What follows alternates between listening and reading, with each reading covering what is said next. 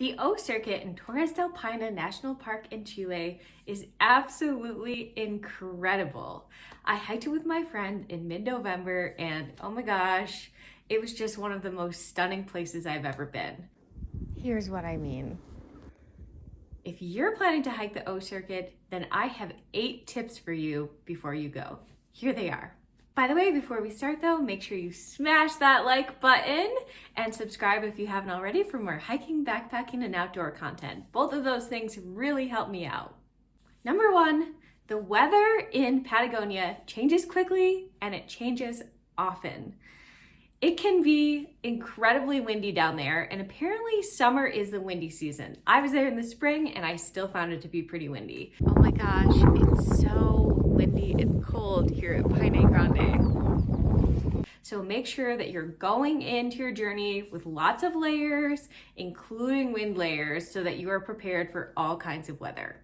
Number 2, when you pre-book your campsites or your refugios or your tents, you're going to be given the option to book some meals that you can prepay for in advance. So this could be breakfast, lunch, or dinner.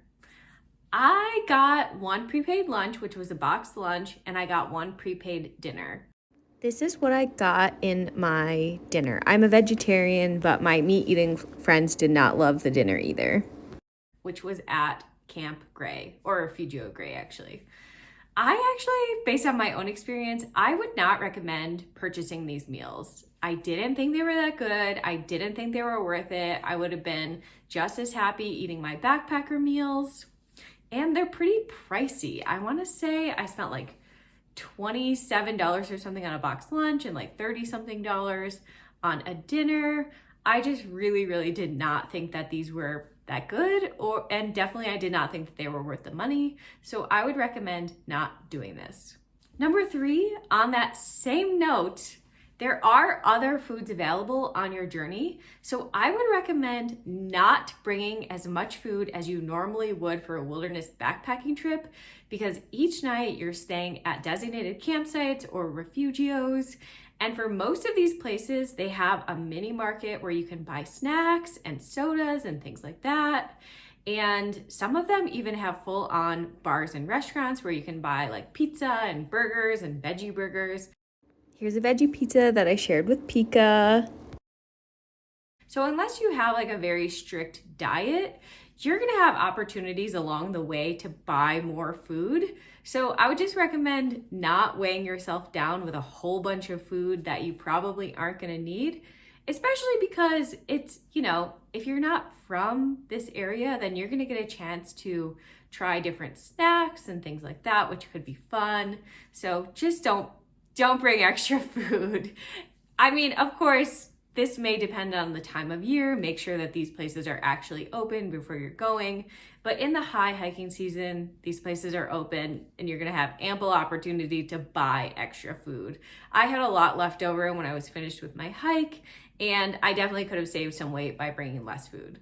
That would have been helpful as well, because since I went in the springtime, it was pretty chilly, so I had more layers than I normally would backpacking. So again, it would have been nice to save some weight.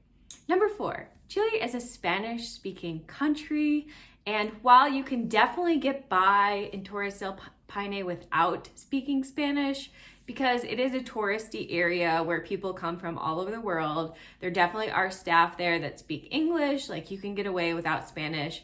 But I think that my experience would have been better if I did speak some Spanish. I think it would have really enhanced the experience for me. I would have been able to communicate effectively with more people. So I took French in school. I don't speak any Spanish. Like, I've picked up a few words here and there, but I wish that I had put in the time and effort to learn a little Spanish before I went down there. So I would recommend you do that if you have the time and resources to do so. Number 5, this is not a tip you're gonna hear me say very often for backpacking, but bring some shower supplies with you. So you have to stay at designated campsites and refugios, and most of these places have they all have running water, they all have flush toilets, and many of them also have hot water with showers. So aside from Los Perros, which I know only has cold water, I believe all the rest of the ones that I stayed in had hot water. So a couple of nights along the way, I took hot showers, and what a freaking treat.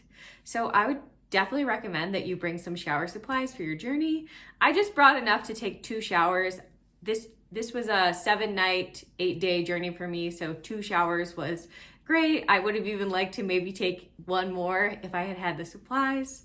So just plan accordingly for that. And I also brought like a really thin ultralight camp towel, which was also really handy. So maybe consider bringing something like that as well. And shower shoes.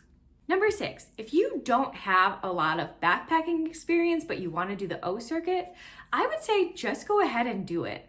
A lot of people along the O circuit seem to be in that very same boat, like they're not very experienced backpackers. Some of them didn't even seem to have any backpacking experience.